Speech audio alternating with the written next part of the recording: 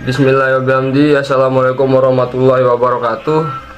Perkenalkan, nama saya Johari Alpaki, nomor induk mahasiswa A0D0254.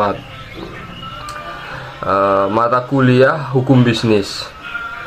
Saya dari kelompok 2 ingin mendeskripsikan atau menjelaskan hasil dari kelompok kami yang berjudul hak paten. Di sini untuk pengertian hak paten. Hak paten merupakan hak yang diberikan pemerintah kepada seorang atau perusahaan atas permohonan mereka, agar mereka bisa menikmati sendiri ciptaan atau temuannya serta mendapatkan perlindungan terhadap kemungkinan peniruan oleh pihak lain atas ciptaan ataupun temuannya. Hak paten atau dalam bahasa Inggris disebut juga sebagai patent, merupakan hukum yang memperbolehkan seseorang mengklaim apa yang mereka buat tanpa harus mengkhawatirkan seseorang mengakui suatu buatannya tersebut. Ini penting karena terkadang seorang bisa saja berpura-pura sebagai pemilik suatu benda. Dengan hak paten, penemu dapat memberikan wawasan pengetahuan untuk kemajuan dalam masyarakat. Dalam paten dikenal istilah invensi dan inventor, yang tentunya masih memiliki pengertian dengan hak itu sendiri. Ya, di sini kita lihat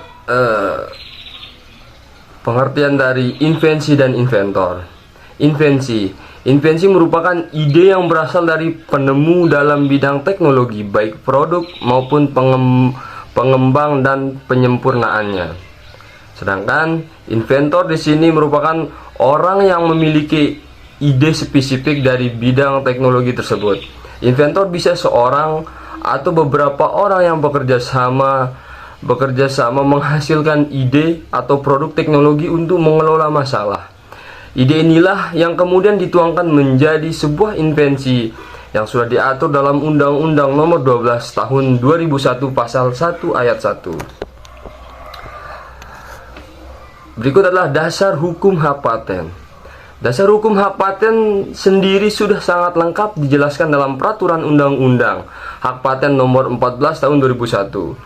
Dalam undang-undang yang disusun pemerintah tersebut tertulis bahwa pengajuan hak paten atas suatu invensi atau penemuan memiliki syarat yang perlu dipenuhi. Di Indonesia sendiri, hak paten akan sangat dilindungi guna melindungi hak kekayaan intelektual setiap rakyat Indonesia.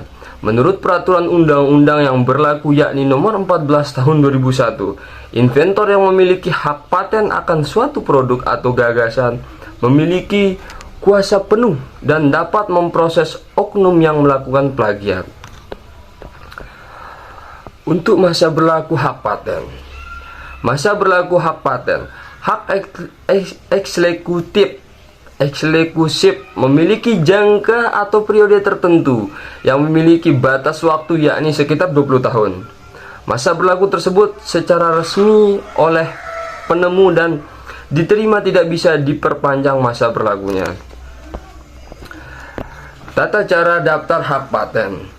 Menurut Undang-Undang Pasal 24 Nomor 14 Tahun 2001 tentang hak paten, permohonan paten dapat diajukan dengan cara sebagai berikut.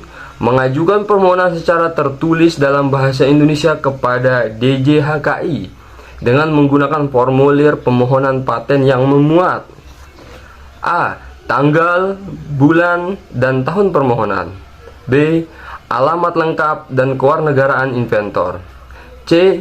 Nama lengkap dan alamat kuasa atau apabila diajukan melalui kuasa. D. Pernyataan permohonan untuk diberi paten. E. Judul invensi. Dan F. Klaim yang terkandung di dalam invensi. Untuk banding hak paten.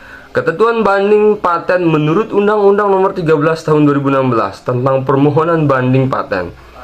Pasal 67 yang berbunyi permohonan banding dapat diajukan terhadap penolakan permohonan, koreksi atas deskripsi, klaim, dan atau gambar setelah permohonan diberi paten dan atau keputusan pemberian paten.